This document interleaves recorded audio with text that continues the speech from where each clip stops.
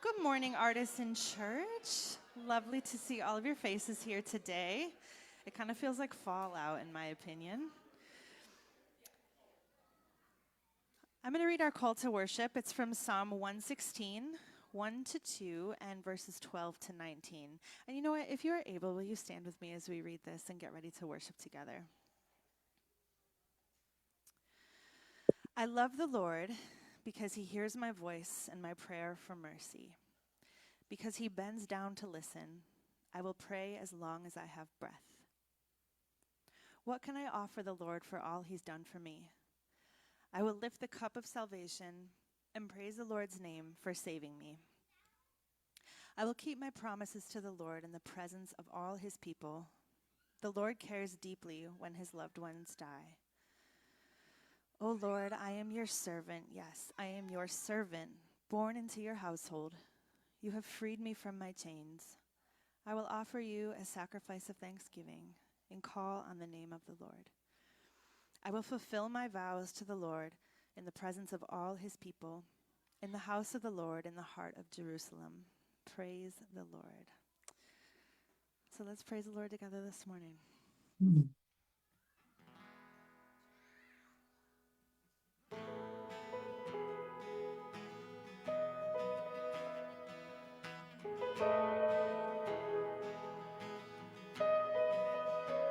I count on one thing.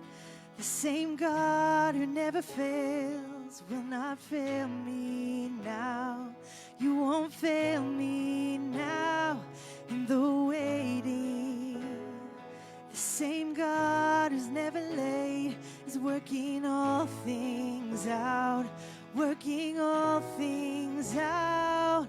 Oh yes, I will lift you high in the lowest valley. Yes, I will bless your name. Yes, I will sing for joy. No, my heart is heavy in all my days. Oh, yes, I will.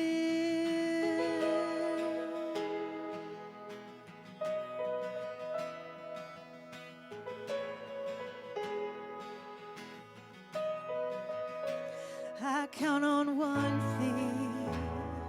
The same God who never fails will not fail me now. You won't fail me now in the waiting. The same God who's never late is working all things out, working all things out. Oh yes, I will lift you high in the lowest valley. Yes, I will bless your name. Yes, I will sing for joy. No, my heart is heavy in all my days.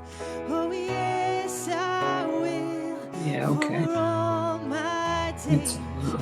Oh, yes, I will. I choose to praise, to glorify, glorify the name of all names. Nothing can stand against who I choose to praise, to glorify, glorify the name of all names. Nothing can stand against.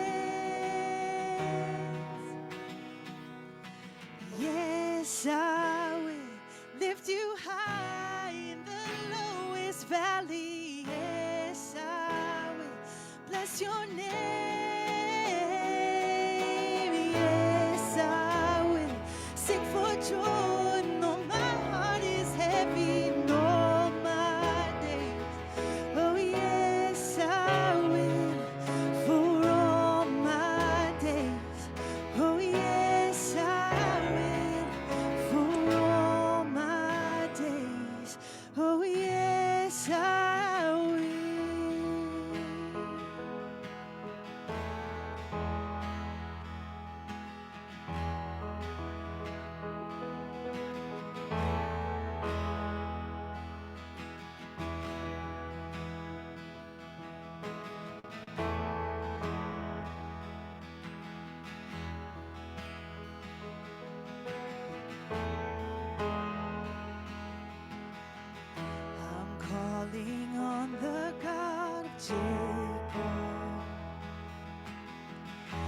whose love endures through generations.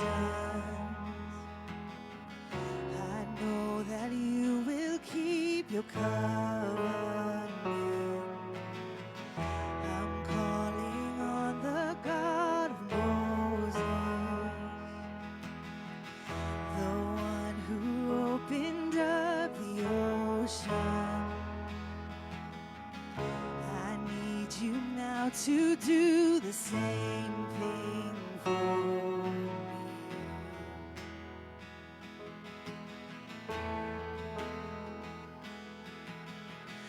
Oh God, my God, I need you. Oh God, my God, I need you now. How I need you now. Oh rock of ages, I'm standing on your faithfulness, on your faithfulness.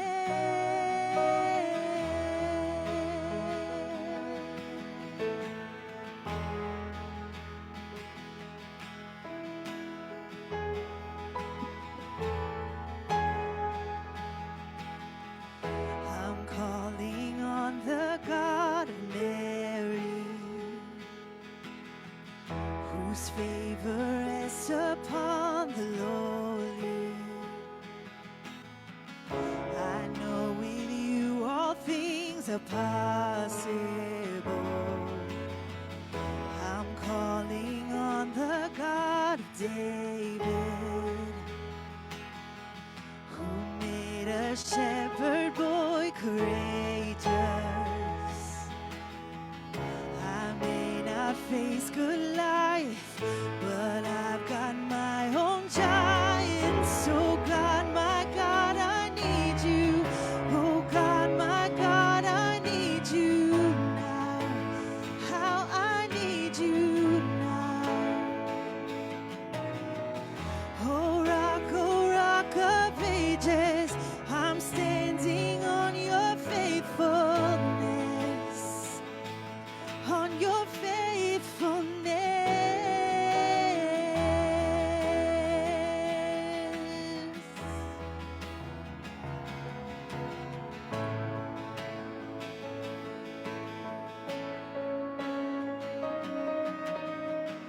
You heard your children then, you hear your children now. You are the same God, you are the same God. You answered prayers back then, and you will answer now. You are the same God, you are the same God. You were providing then, you are providing now. You are the same God, you are the same God. You moved in power then, God move in power now. You are the same God, you are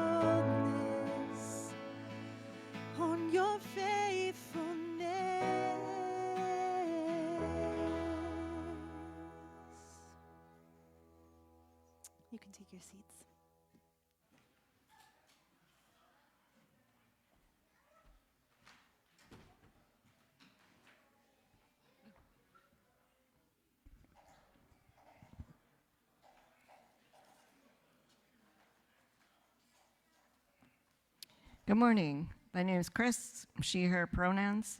I'm going to be reading from the Hebrew Bible. It will be Genesis 16, 1 through 13. Now Sarai, Abram's wife, bore him no children. She had an Egyptian slave girl whose name was Hagar.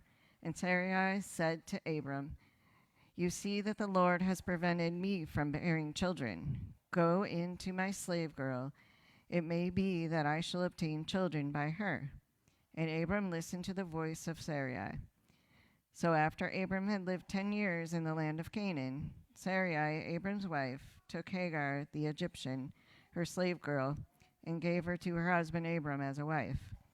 He went to Hagar, she conceived, and she saw that she had conceived. She looked up with contempt on her mistress. Then Sarai said to Abram, "May the wrong done to me be on you. I gave my slave girl to your embrace, and when she saw that she had conceived, she looked on me with contempt. May the Lord judge between you and me."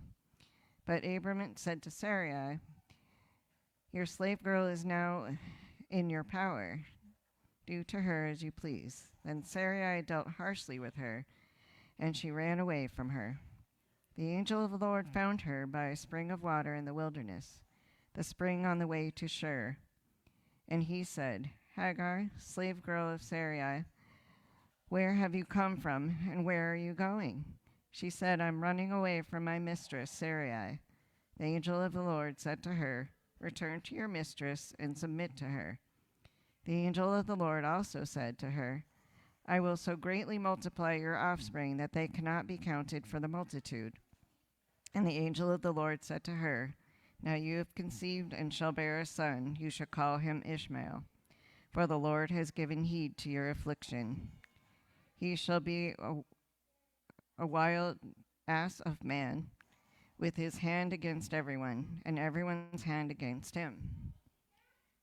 And he shall live at odds with all his kin." So she named the Lord who spoke to her, "You are El Roi." She said, Have I really seen God and remained alive after seeing him?" Please join me in the confession of sin. Most merciful God, we have sinned against you in thought, word, and deed, what we have done, and by what we have left undone. We have not loved you with our whole heart. We have not loved our neighbors as ourselves. We are truly sorry, and we humbly Dan? for the sake of your Son, Jesus Christ, have mercy on us and forgive us, that we may delight in your will and walk in your ways to the glory of your name. Amen. Dan? Dan? Now's the part of the service where our kiddos can find Miss Kristen on the wing, and we're going to walk down to Children's Church. This is a reminder for parents. You want to pick up your kiddos right after communion or right before communion if you want them to partake of that sacrament with you. Again, if you have not been to Artisan before, you can just walk down this hallway over there. There's a check-in table. This is the time for our kiddos to make their way down to the kids' wing. Bye, kids. And it's also time for us to share the peace of Christ with one another. You can do this formally by saying, "Peace be with you," and you might hear back, "Oh, wow, we're sleepy." Or you can be a little less formal if you like and just say good morning to one another. Whatever this is, it's a chance to share the peace of Christ with one another. Peace be with you.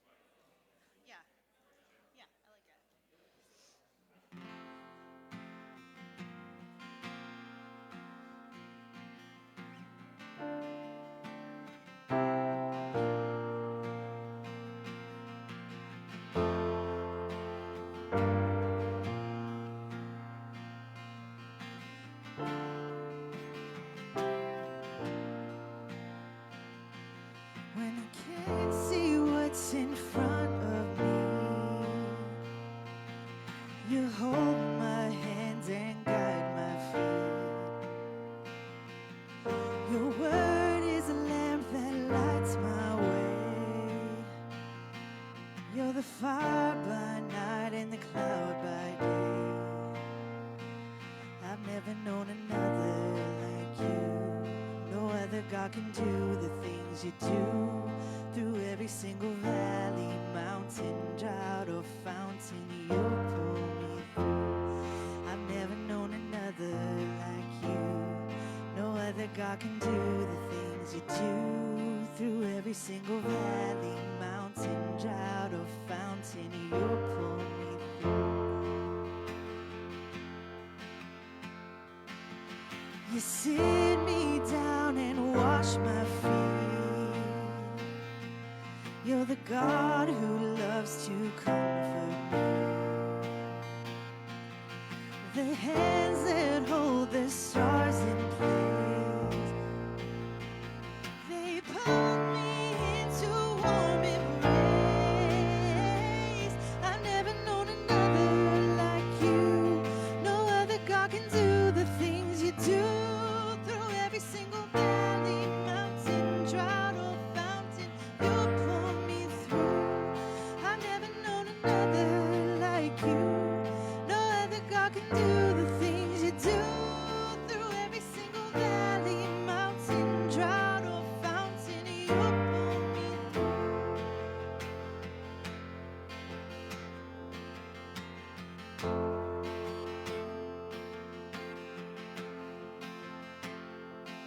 So when you're walking through the darkest valley, you pull me through.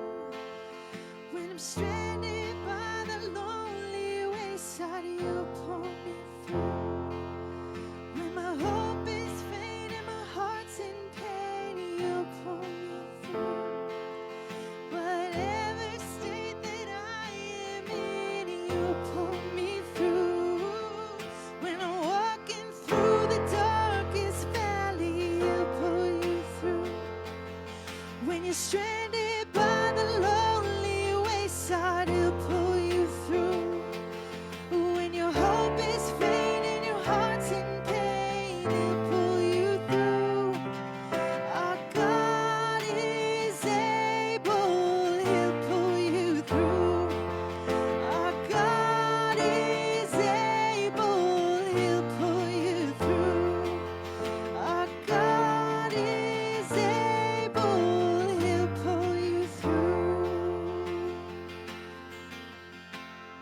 I've never known another like you.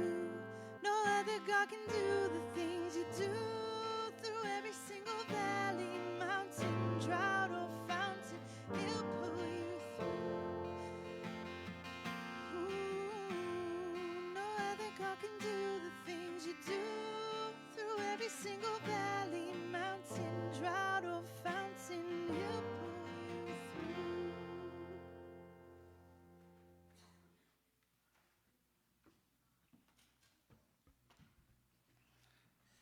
Good morning. I'm Jay. I'm one of the pastors here at Artisan. I use he, him pronouns. I have our announcements for today. So first off, I just wanted to mention that Ken Pitcher is here for the second time in 3 weeks from World Relief. So welcome, Ken. Thank you for being with us today. He'll be outside if you'd like to table a little bit later and learn more about how to volunteer and find ways to help support. We are tap dancing a little bit today because we have a lot of partnerships who we're trying to come alongside and support. We are also trying to collect goods for Disability Empowered Network. Last week you heard Stephanie talk about the ministry that she's part of and all the good that she does for so many young women. We are trying to collect some camp goods. There's some boxes out there where if you have something that you want to donate toward that end, you're able to do so. There's a QR code out there. You can see what we might need. So whether you would like to support World Relief or Disability Empowered Network, we're so grateful for you participating with our partners alongside us. Pride Parade t-shirts are coming, so save the date. If you would like to march with us, we will be marching on July 18th. Artisan will be part of the Rochester Pride Parade. We're offering Pride t-shirts again this year. You can place your order by June 25th to make sure you get it in time for the parade. So you can talk to either myself or Cheryl, and we'll try to get you organized so that you can order your shirt if you would like one.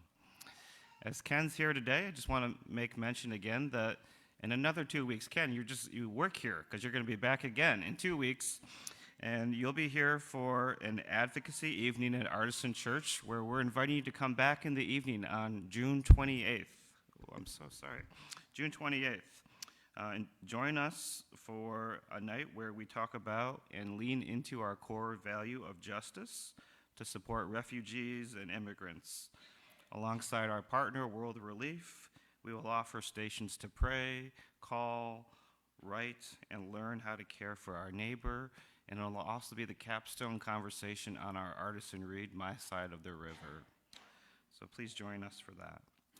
Lastly, I'll just say, as we're entering this season of all our partnerships and all the things that we're trying to do simultaneously, you know that all the ministry that we do at Artisan is supported through your generosity. There are many ways to give. You'll find them up on the screen. If that's something that feels like an act of worship, we're so grateful for that. Thank you. We're going to switch into congregational prayer.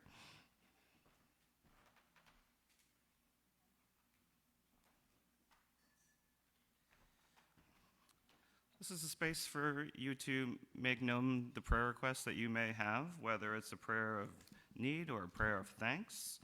We have this time together that we try to build into our services where you can offer a short prayer request, and we will do our best to take as many as we may need for today. Remember to state your name.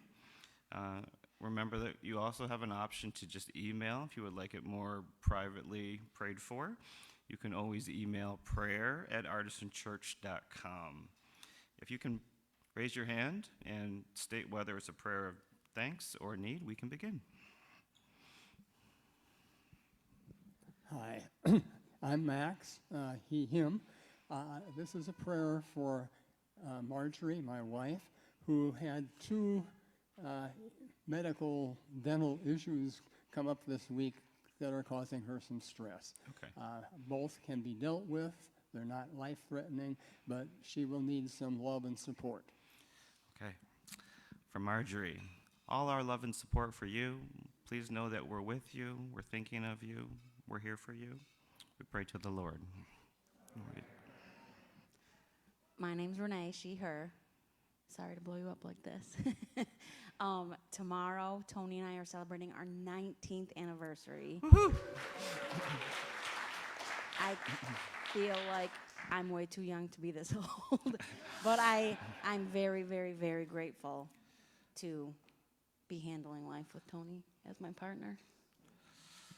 It's amazing that you guys are celebrating your 19th anniversary and you're only, in your late 20s. It's amazing that you're doing that. We give thanks to Tony and Renee.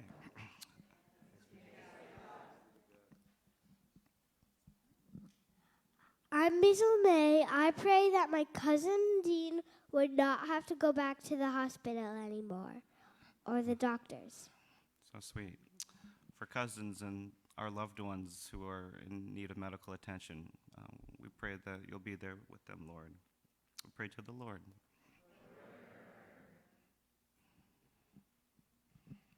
Good morning. My name is Raina. I want to pray for my dear friend Noor Halim.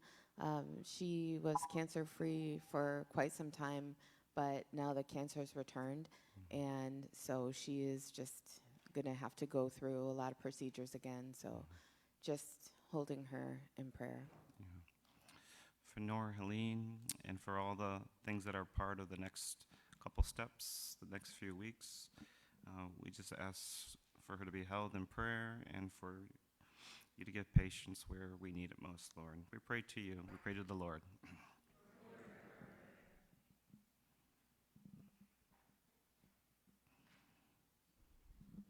Good morning. My name is Leticia, and I ask for prayers for my friend Karen Chona, who's a fellow teacher, and her son had a stroke 24 hours ago, and she asked for prayers because the left side of his brain is still hemorrhaging, and he's just a young junior, is just a young 28-year-old, and this crept up on them. So I ask for prayers for her son, and her family.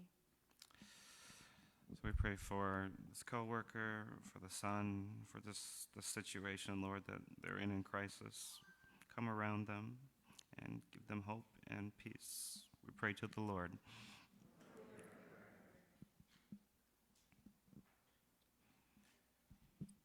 Hi, Teresa, she, her. I just want to continue to ask for prayers for my daughter, Clara. Um, she just continues to have major challenges with her functional seizures, now very complicated PTSD and anxiety, and we're getting a lot of support, but things just continue to go downhill. So just prayers and support for us too, because it's been really, really challenging. Yeah. So for Clara and for the family and everyone who's involved in trying to help her navigate this time, for all the things we see and all the things we don't see, we pray to you, Lord, that you'll give strength and encouragement to the family and mostly to Clara. We pray to the Lord.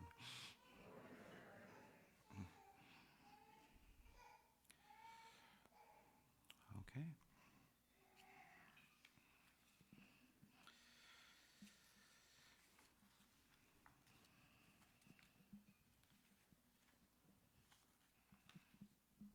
Hi, I'm Cassie, she, her pronouns. I'm asking for prayer for my husband. He's been continuing to have headaches even after surgery to remove a growth that was pressing against his brain and giving him headaches. He's still having headaches to the point where he's not able to function and do his normal daily routines. Okay. So for Josh and for his headaches and for the pain that he's been dealing with this week, we pray to the Lord.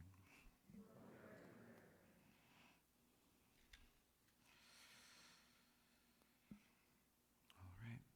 We turn from congregational prayer to the prayer that we know best, perhaps. You'll see the words up on the screen. Our Father, who art in heaven, hallowed be thy name. Thy kingdom come, thy will be done, on earth as it is in heaven. Resist.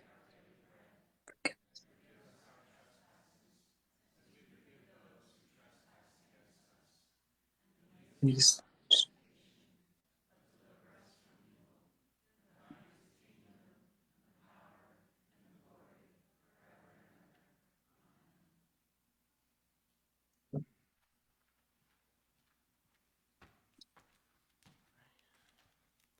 Hello, my name is Derek, he, him pronouns, and today's reading will be from the book of Matthew. Still fighting with microphones. Verses 1 through 14, you can follow along on the bottom of page 790 in your red letter Bibles, if you'd like. Then Jesus summoned his 12 disciples and gave them authority over unclean spirits, to cast them out and to cure every disease and every sickness.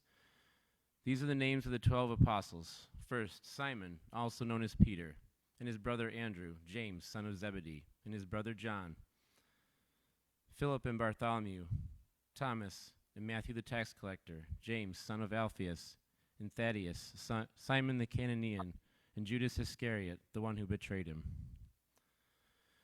These 12 Jesus sent out with the following instructions: Go nowhere among the Gentiles, and enter no town of the Samaritans, but go rather to the lost sheep of the house of Israel. As you go, proclaim the good news. The kingdom of heaven has come near. Cure the sick, raise the dead, cleanse the lepers, cast out demons. You received without payment, give without payment. Take no gold or silver or copper in your belts, no bag for your journey, or 2 tunics, or sandals or a staff, for laborers deserve their food. Whatever town or village you enter, find out who in it is worthy, and stay there until you leave. As you enter the house, greet it. If the house is worthy, let your peace come upon it. But if it is not worthy, let your peace return to you. If anyone will not welcome you or listen to your words, shake off the dust from your feet as you leave that house or town. Thank you.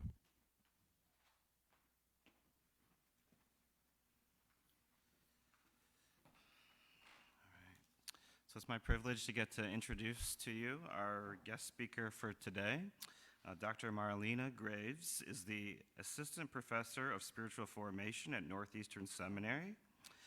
A prolific writer, she's the author of 5 books, 2 of which are award-winning, and the editor of an academic anthology.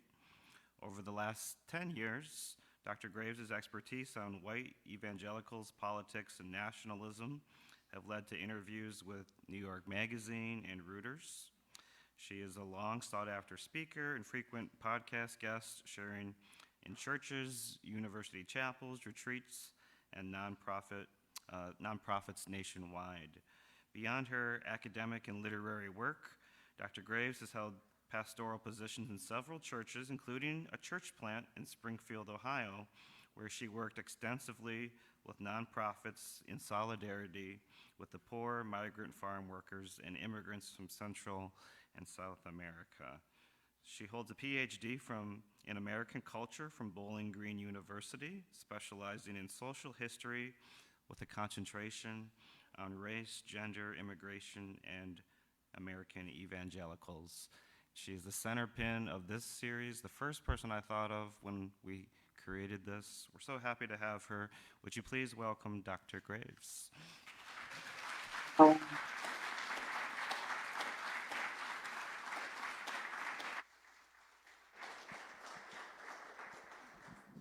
Yeah, this is for you. Yeah. Well, thank you so much. I'm going to get set here. It's always a joy and an honor to be with you.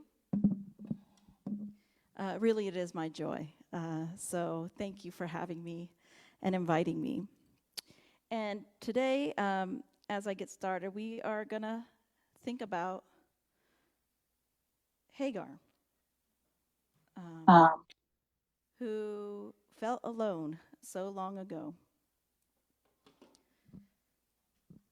But first, I'm going to start with a story. I turn over and look at the clock. It's 4:51 a.m. I feel this palpable ball of anxiety in my chest because I just woke up from one of two of my recurring anxiety dreams. Do you have any of those? The first, and I would say this is probably the one that's most frequent, I'm shutting my high school locker on my way to math without having done my homework. And I know I'm going to face certain embarrassment among my peers when I reveal the fact to my math teacher in front of all of them. The second dream entails my inability to locate my car in a parking lot. I simply cannot find my car after circling around and around and around, and I panic. And then in some sort of body keeps score moment from childhood, I stiffen, and then I rise above my bed into the ground, and I fly through the air so I can search for my car with a bird's eye view. And then, as you see, I had woken up and it was 4:51 a.m. and I think to myself, what am I so anxious about? How can I rest when I'm so agitated and things are so miserable in the world, when everything seems to be falling apart on a local, national, and global level? How can I have peace when my prayers and the desires of my heart go unanswered? The storms and the troubles of life can be relentless for each one of us, leaving us exhausted and agitated. Sometimes it feels as if God is not here, or as if God is not paying attention to us, as if Jesus is asleep on the boat in our storm. But as I lay there, not anticipating anything, Proverbs 3, 5, and 6 kind of floats in my head, and I learned it in the King James Version. Trust in the Lord with all thine heart, lean not on your own understanding, and in all your ways acknowledge him, and he will direct your paths. Right after that verse floated through my mind, I said to the Lord, well, Lord, apparently I'm not trusting you with all my heart in this situation. Apparently I'm not trusting you with all my heart because that must be why I'm agitated. Why I'm up at 4:51 a.m. with my recurring dreams. And then I was shocked because tenderly and immediately I sensed God's response to me. God said, "But you're trusting me with as much of your heart as you can. With all the heart you're capable of in this moment." Here I was chiding myself for my lack of faith, while God was affirming me for trusting him to the fullest extent of my ability in that moment. Our God, who is full of compassion and mercy, spoke reality to me, and he reminded me of his words. "Truly, I tell you, if you have faith as small as a mustard seed, you can say to this mountain, 'Move from here to there,' and it will move. Nothing will be impossible for you." Matthew 17:20. And in that moment, I was reminded that God even values a kernel or a little mustard seed worth of faith. Sometimes we're much harder on ourselves than God is on us. And so I felt a sense of comfort wash over me as I scattered those little faith seeds in the quadrant of my life's garden where I have a problem with trust. In those early morning hours, I felt seen, loved, and known by God, a tender God, whose nature, posture, and demeanor we see embodied in Jesus. As Jesus tells us, "If you have seen me, you have seen the Father." If we really grasp who Jesus is and what he's like, even a little, we begin to understand the nature of God's heart and posture toward each one of us. Turning to our scriptures today, I am deeply moved that Hagar, a woman in the ancient Near East, so very long ago, saw God seeing her. She saw God seeing her. While millennia and culture separate us, we have had somewhat of a shared experience in terms of marveling over the fact that God sees us. Now, maybe you can identify with this, maybe not. But when I think of Hagar, I think of someone whose life was full of drama and pain, but it was inflicted by other people. She was forced to immigrate from Egypt when she was likely a gift from Pharaoh to Abraham and Sarah. She had to leave her homeland and go live with people she did not know as a slave. Now, some commentators think that maybe she was part of the royal court and not on the lowest hierarchy of the people of Egypt.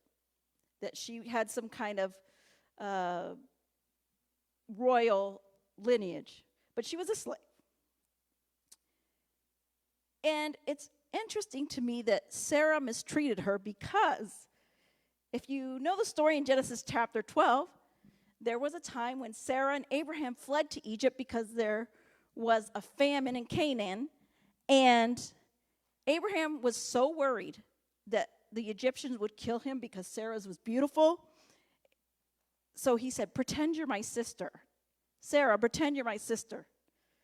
And so she pretended that Abraham was her brother, and indeed, the Egyptians came for her. You could say to make her Pharaoh's wife, or for her to be part of the harem. And Abraham was stuck. He was looking for self-protection. He was thinking about himself. So he kind of sold out his wife and said, "Lie." And now here she is in this harem. And then a plague hit the family in the court of Pharaoh. And he's like, "Why has this happened to me? It's happened to me because of this woman, Sarah." And he told her to get out. But he sent Sarah and Abraham away with riches. And that's where some commentators think that Hagar enters the story. So Sarah knows what it's like to be mistreated by her husband and other people, but she turns around and does the same thing to Hagar in a different situation. Now, in this instance where we find ourselves, Sarah really wants a child because in the ancient Near East, women were the heads of household and they got to pass on their riches, their dowries to their children, but she didn't have any. So she thought to herself, well, I know how to solve this. I will make Hagar my surrogate, be a surrogate mother to me. And so, since she was the head of the household, she's like, Abraham, will you please sleep with her so I could have a child? And Abraham's like, cool. And then when she got pregnant, it says, she said, Hagar has contempt for me now. And maybe I'm thinking about Hagar. She might think, okay, I've been handed down like an object to all sorts of people. Now I have the chance to have a son. And my mistress who mistreats me, I got one up on her. And then there could have been Sarah being jealous of Hagar because she did get pregnant and she couldn't get pregnant. And so Hagar flees to the wilderness, the desert, because of being mistreated or abused. Hagar had nobody in the world. Nobody in the world that saw her for the worth, value, and dignity that she had. Not even Abraham, who she had relations with. You would think that Abraham would be more sympathetic and caring towards her now that she was the mother of his child. But when Sarah was mad, she's like, Abraham's like, do whatever you want with the slave girl, you know. So Abraham betrayed her. Her family of origin, who knows where they were in Egypt. I don't know if she was separated from them as a child, but she had no one to look up for her or stand up for her. No one. No one. And you know in that society, women, even though they could be the heads of the household, but especially slaves, were treated as property and objects. They were property and objects. She was dependent on the mercies of her enslavers, her masters, Abraham and Sarah, which could be no mercy at all. It just depends on the goodness and mercy of your master. And so she's all alone. And we already talked about how Sarah, even though she had gone through her own pain when Abraham kind of sold her out in Egypt, she still mistreated her. You would think that Sarah would have had some compassion, but she didn't. Now, if you've been in church a while, or even if you haven't, you know, or you may have heard that when God makes an appearance in the Old Testament and speaks to people, it's often thought, as the angel of the Lord, it's often thought, not always, that it was a pre-incarnate Christ. And so Hagar's thinking, where am I going to go? Where am I going to flee to? She's in a very vulnerable position, being pregnant. She could be taken advantage by anyone. I mean, she could just die in the desert. And here we see God coming to her as he comes to each one of us as the Good Samaritan. Now, doesn't God, the Good Samaritan in the New Testament and the Good Samaritan here, reflect God's character?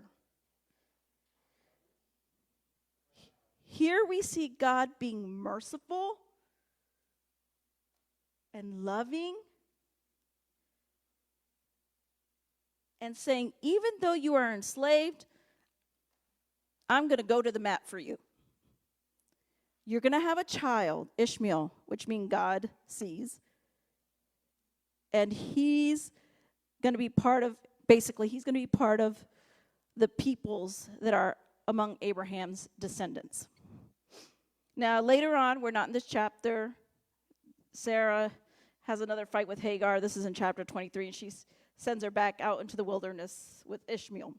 But I want you to know that God, as we sang in the songs today, God's natural posture towards people is love and mercy. Love and mercy.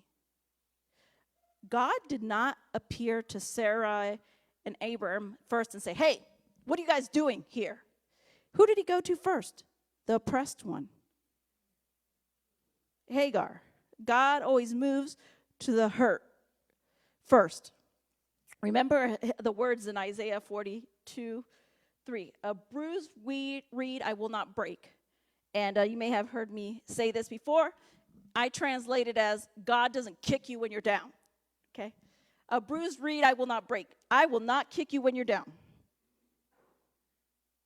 And so Hagar's experience with God at that moment led her to be the first person in the Bible to name God. You are the God who sees me. El Roi.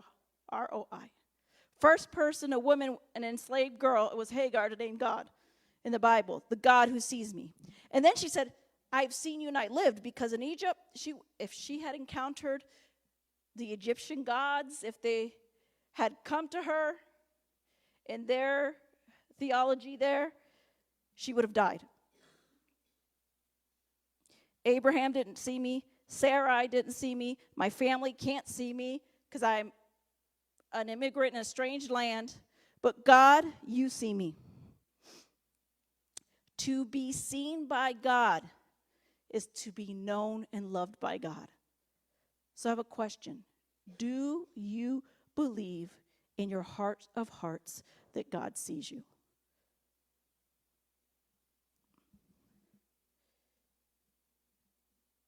A God who tells us, I don't care who you are or what you've done, together with me, all things will be made new. You might have been hurt by other people. You might feel like Hagar felt, like, man, with friends like these who need enemies. People have hurt me. And I am truly the victim of other people's awful behavior. Because that happens sometimes, right? On an individual level and on a structural level. But God says to us, you will be cared for by me, attended to by me, loved by me. Just come to me and quit going your own ways. And so my question to you and to myself is, what do we really think about God? Like, what do you really, really, really, really think about God? I want to remind you that this is not the only place where we see God's tender, loving care and compassion in a cruel world. If we think that God is mean and cold-hearted and exacting and cruel, we don't have a true view of God. Remember when Jonah was furious with God? Jonah was furious with God because God told him to go preach to the Ninevites. He's like, heck no, they're evil people. I'm going to go on a ship to Tarsus because I don't want to preach to those evil people. Think about the people that you most despise, right? And then God sends you to them. No, seriously. And Jonah's like, nope. They've done me dirty too many times. They're evil people. They're dirty. They're bad people. I'm not going to go preach to them. Why? Because God, he's like, I know how you are, God. You're full of compassion and mercy and tenderness and kindness. And if they repent, I'm going to be angry about it. See, he says, I knew that you're a gracious and compassionate God, slow to anger and abounding in love, who relents from sending calamity. Jonah was furious about God's character. He's like, I'm better off dead than to preach and see those Ninevites repent. I would rather be dead. I'll throw myself overboard. So you might wonder why Jonah was so heartless, but as we said, the Ninevites could have been very, very cruel people. I used to think, Jonah, what's wrong with you, man? But if someone's hurt you and done evil to you and other people, I can even think of some people in my mind. I was like, I don't want to pray for you. I don't want God to be generous to you. You don't deserve it. And Jonah knew that God was like that. And so we can shake our heads over our disbelief in the fathomless depths of God's love and mercy. And some of us have more trouble believing that in God's boundless love and compassion than believing God enjoys torturing people. Right? Right? It's easier for some of us to believe in God's cruelty. But God is the God, if we think about Hagar and Jonah, that offers us rest in a weary land, that sees us. God will break out into the fastest of runs to rescue us from thieves and wolves, from intruders. If we are lost, God will drop everything and pull out all the stops, risk everything to come find us, Luke 15. This is true even if we, like wayward sheep, got ourselves into our own trouble. Because some of us might say, well, I'm in, or other people say to us, you made your bed, you better lie in it. This is your fault. You might not have compassion on yourself.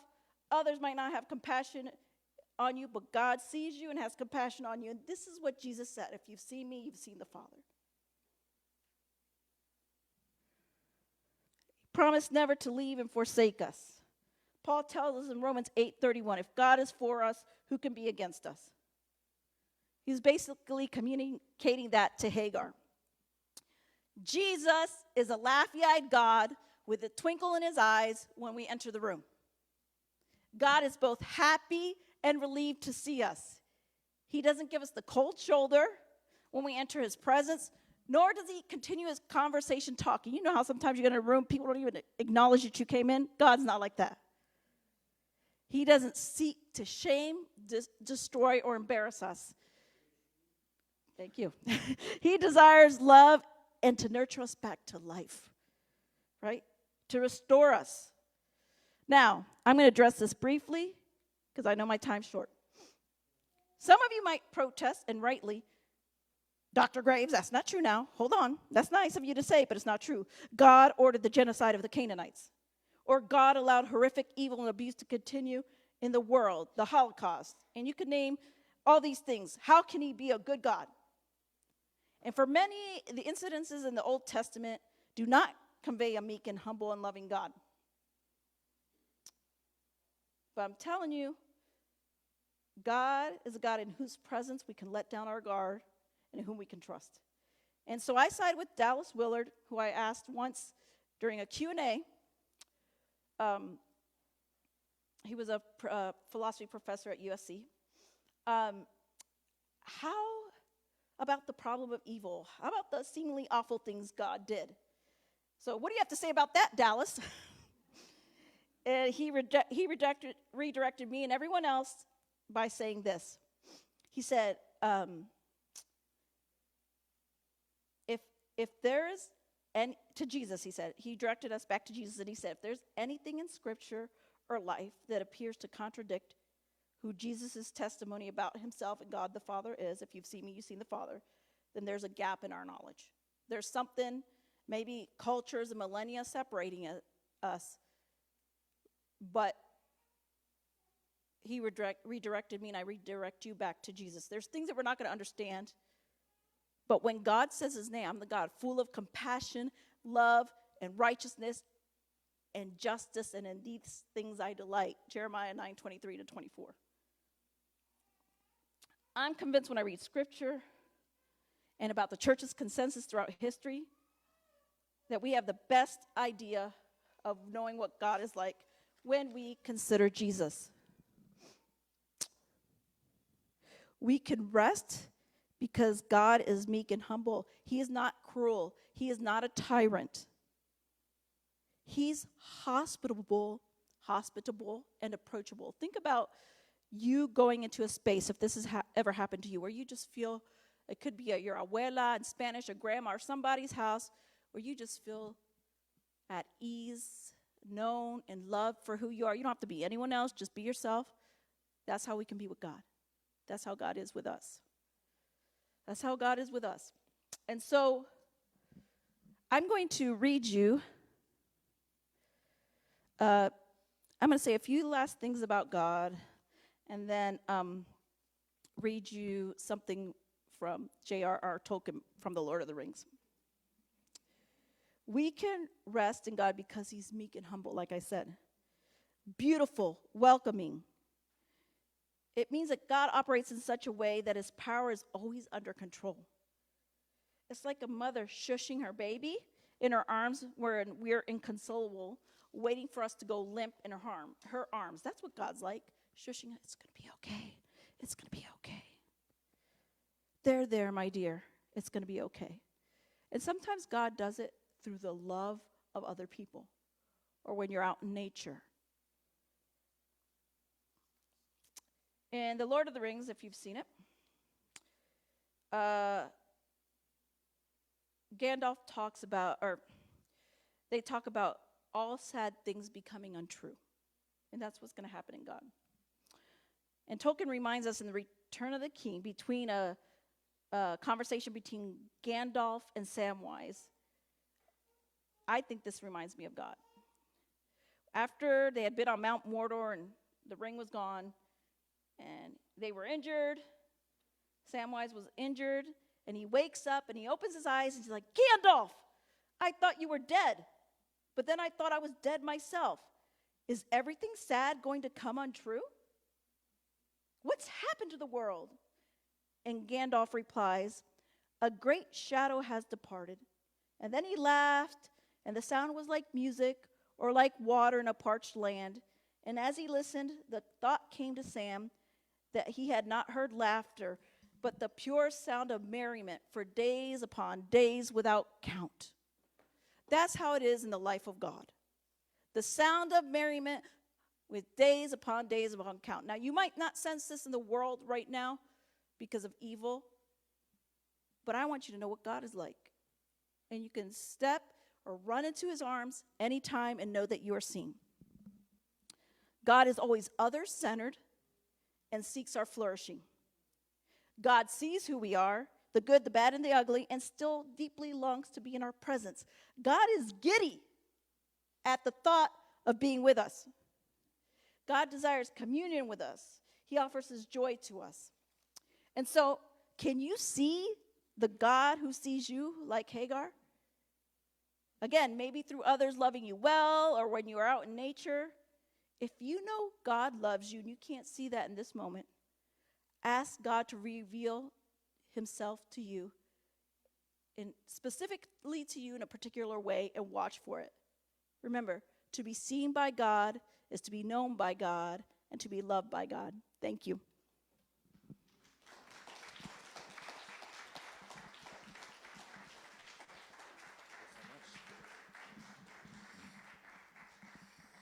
Could you give Dr. Graves one more round of applause?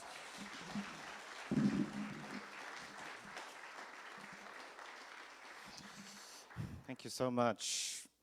I think there's so much we could talk about, but I love that image of thinking about God as Abuelita or a grandmother. Something about that seems special. I'm going to offer communion for us as we get ready for the sacrament of the table. Just a reminder that you do not have to be a member here at Artisan to partake of this meal. It is free for all of us. It is a moment to connect with those who've come before us and those who will come after in this life with Christ. These are the words I'd like to offer for you. On the night that he was betrayed, Jesus raised the bread and the wine, and he said, "Eat, drink, do this in remembrance of me." Those who love him and those who feel estranged. On the night that he was betrayed, Jesus raised the bread and the wine, and he called those of faith, and he called those of dwindling faith, those who visit often, and those for whom it's been a long time. On the night that he was betrayed, Jesus raised the bread and the wine, and he said, "Eat, drink, do this in remembrance of me." The table of the Lord is open for you.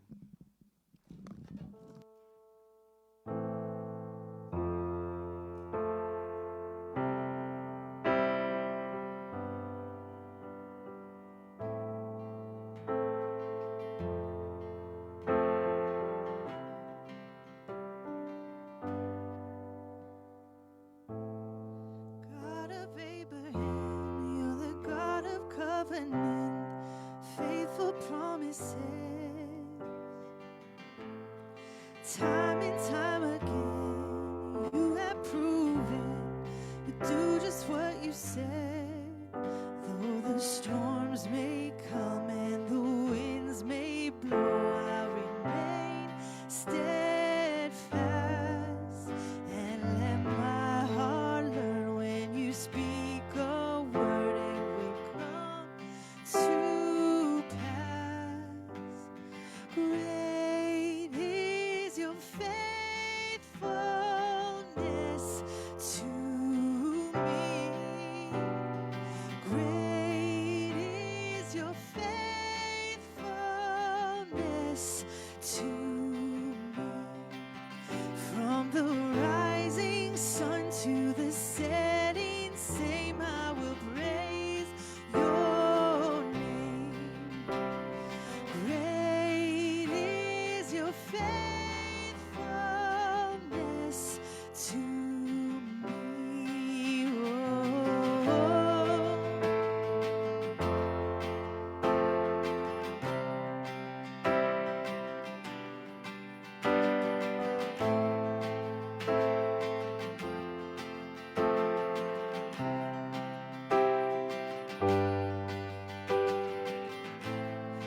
God, from age to age, though the earth may pass away, your word remains the same. Your history can prove there's nothing you can't do. You're faithful and true. Though the storms may come and the winds may blow, I'll remain steadfast and let my heart learn when you speak a word, it will come to pass. Great is your faithfulness to me. Great is your faithfulness to me. From the rising sun to the setting same, I will praise your name. Great is your faithfulness to me.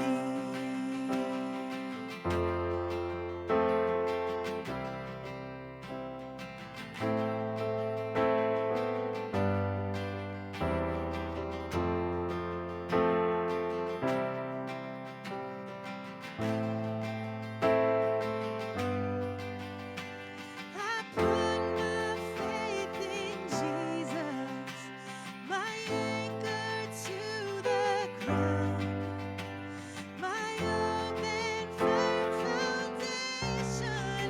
You'll never let me down.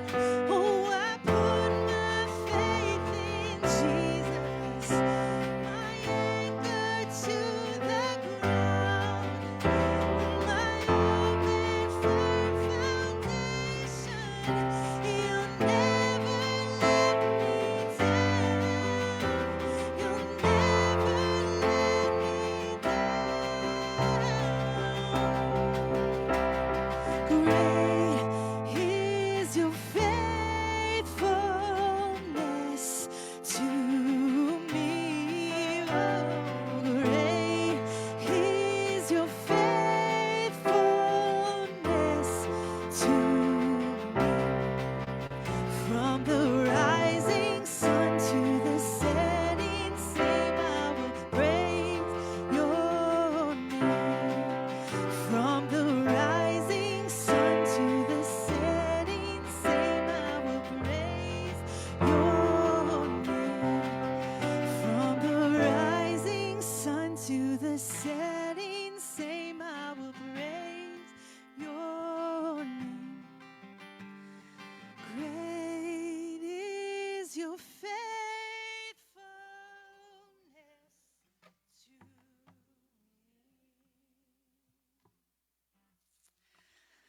Will we stand as you're able as we sing this last song together?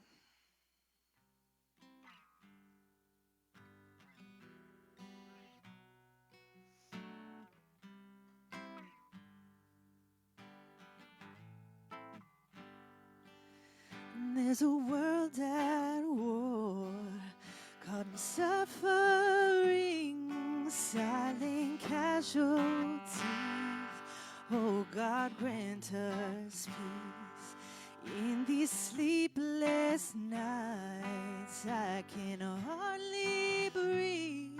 Despite brutality, I know that we'll be free. Let the lighting keep it shining. Let it break into the darkness. All the love dares us to see, we'll all be free. In these desperate times, love will hold us near. Love will join our hands, teach us to have no fear. So we lay our head down to wash their feet. When we see our brother, oh, we'll all be free. Yes, we'll all be free. Let the lighting keep it shining. Let it break into the darkness. All the love dares us to see, we'll all be free. So let the lighting keep it shining. Let it break into the darkness. All the love dares us to see, we'll all be free.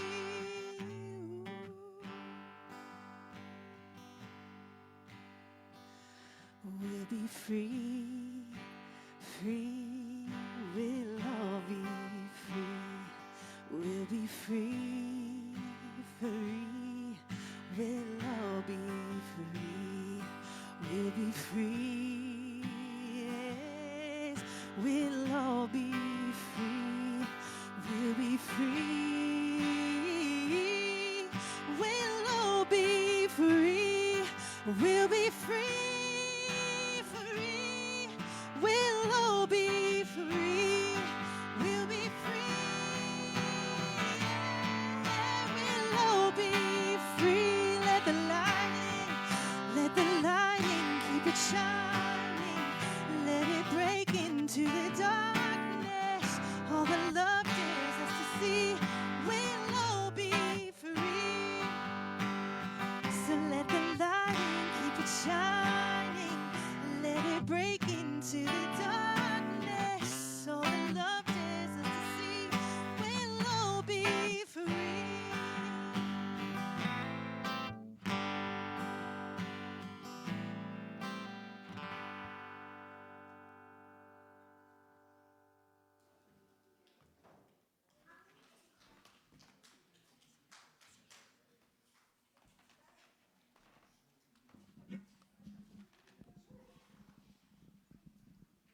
Thank you all for having me here. It's such a joy. And this week, I want to leave you with it's okay. You can surrender to God. You can relax.